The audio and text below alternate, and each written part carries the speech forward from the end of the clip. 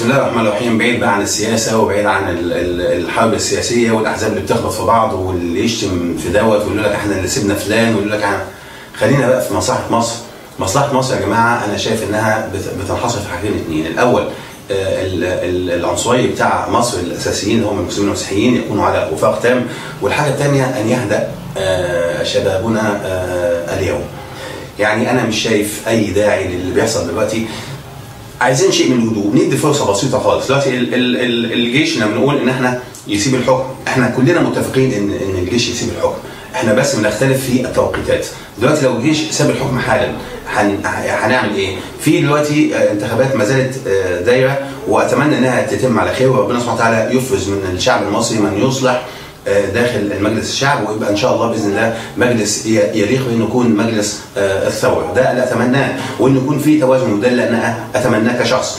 ولكن ان لو قلنا دلوقتي احنا الجيش يطلع، مين يحرس اللجان الانتخابيه؟ ولا احنا عايزين نرجع في اللجان الانتخابيه، عايزين في الانتخابات تاني؟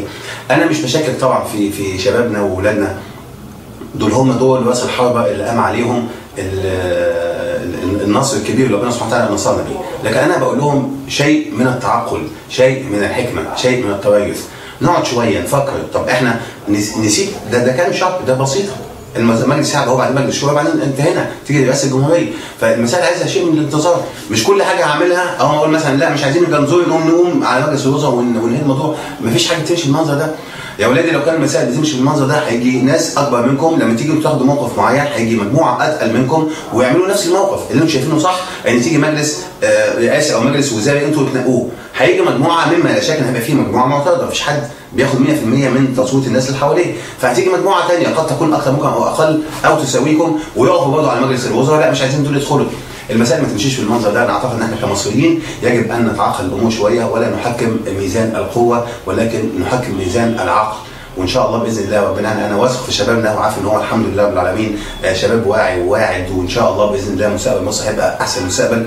واما اذا كان في بقى تدخلات خارجيه او تدخلات داخليه او ما الى ذلك، انا شايف ان شبابنا باذن الله تعالى ان شاء الله بالعالمين هينتصروا على انفسهم، وهينتصروا على الدخائل اللي داخله عشان تفسد علينا ثورتنا. وان شاء الله ان شاء الله ربنا يتم الثوره على خير وتستقر الامور وتهدأ حتى نهدأ جميعا ونهنأ بالمستقبل باذن الله تعالى.